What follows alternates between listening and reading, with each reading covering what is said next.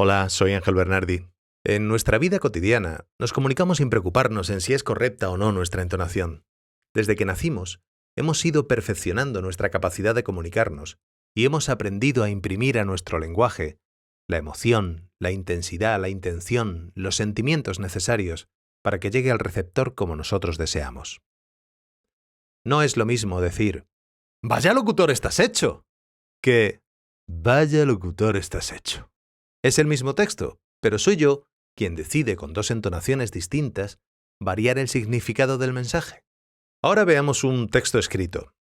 Es un fragmento de una obra de Masao, La verdadera historia de los peces blancos de Pátzcuaro. Voy a leerlo con una entonación incorrecta, similar, desgraciadamente, a la de muchos locutores. En aquel tiempo los chinos creían que los peces eran almas fugadas. Inmóviles los miraban hora tras hora. Y si un pez atravesaba su imagen reflejada, tenían el convencimiento de que aquel animal era parte de su propio ser. Vale, ahora, y antes de intentar leerlo correctamente, hagamos la prueba de decir la primera frase como si fuese improvisada, sin leerla, como si le hablase a una persona que tengo a 1,5 metros. La frase es la siguiente: en aquel tiempo los chinos creían que los peces eran almas fugadas. Imagínate una persona delante de ti. Le vas a decir la frase. ¿Sabes qué te digo?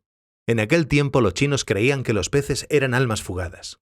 ¿Se parecen las dos entonaciones? Vamos a escucharlas seguidas. En aquel tiempo los chinos creían que los peces eran almas fugadas. En aquel tiempo los chinos creían que los peces eran almas fugadas. Te hago la misma pregunta. ¿Se parecen las dos entonaciones? ¿Y cuál prefieres de las dos? La entonación ideal es la que se basa en la entonación natural, la que utilizaríamos en el lenguaje cotidiano. A partir de ahí puedo vestirla o disfrazarla con el sentimiento que yo desee, pero siempre respetando esa entonación. Veamos la curva melódica o de entonación. Subo desde 0 hasta la primera sílaba acentuada, en este caso la sílaba quel de la palabra aquel.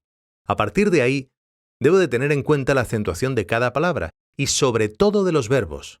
Me ayudarán a mantener la entonación adecuada. Y por último, al llegar a la palabra fugadas, me encuentro con un punto y seguido. Es el final de una frase. Todos los puntos, absolutamente todos, sea final, aparte o seguido, marcan el cierre de una curva melódica. Es decir, la entonación debe acabar hacia abajo. El descenso de la curva la marca la última sílaba acentuada. En este caso, ga de la palabra fugadas. Hasta aquí, con el punto y seguido, llega el primer grupo fónico del texto.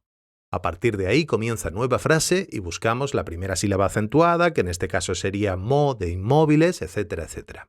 Todo este proceso debe surgir de manera natural, tal y como lo haríamos en nuestro lenguaje cotidiano. Ese debe de ser nuestra referencia. Una lectura más o menos correcta del texto de Masao sería así. En aquel tiempo, los chinos creían que los peces eran almas fugadas. Inmóviles los miraban hora tras hora. Si un pez atravesaba su imagen reflejada, tenían el convencimiento de que aquel animal era parte de su propio ser. Ahora veamos otro ejemplo con una poesía, un fragmento de un texto de Xavier Villaurrutia. Si no tenemos claro cómo afrontar la lectura del texto, hagamos la prueba que os he comentado antes. Evidentemente se supone que hemos tenido en cuenta todas las recomendaciones previas. Nos hemos familiarizado con el texto, hemos buscado posibles dificultades, lo conocemos, hemos ensayado en voz alta, y ahora esta última prueba. Imaginemos que el texto es nuestro y que se lo estamos transmitiendo a una persona que tenemos delante. Amar es una angustia, una pregunta, una suspensa y luminosa duda. Porque si tú le estás hablando a una persona que tienes delante, jamás le dirías: amar es una angustia, una pregunta, una suspensa y luminosa duda. Pues busquemos la entonación adecuada, la entonación que se basa en la que utilizaríamos en el lenguaje cotidiano. Amar es una angustia, una pregunta, una suspensa y luminosa duda. Es un querer saber todo lo tuyo y a la vez un temor de al fin saberlo. Amar es reconstruir cuando te alejas, tus pasos, tus silencios, tus palabras, y pretender seguir tu pensamiento cuando a mi lado, al fin inmóvil, callas. Bien, se puede leer mejor, incluso peor, pero siempre, siempre, respetando la entonación adecuada. Vamos a imitar una entonación incorrecta de esta lectura. Amar es una angustia, una pregunta, una suspensa y luminosa duda. Es un querer saber todo lo tuyo y a la vez un temor de al fin saberlo. Amar es reconstruir cuando te alejas tus pasos, tus silencios, tus palabras y pretender seguir tu pensamiento, cuando a mi lado al fin inmóvil callas.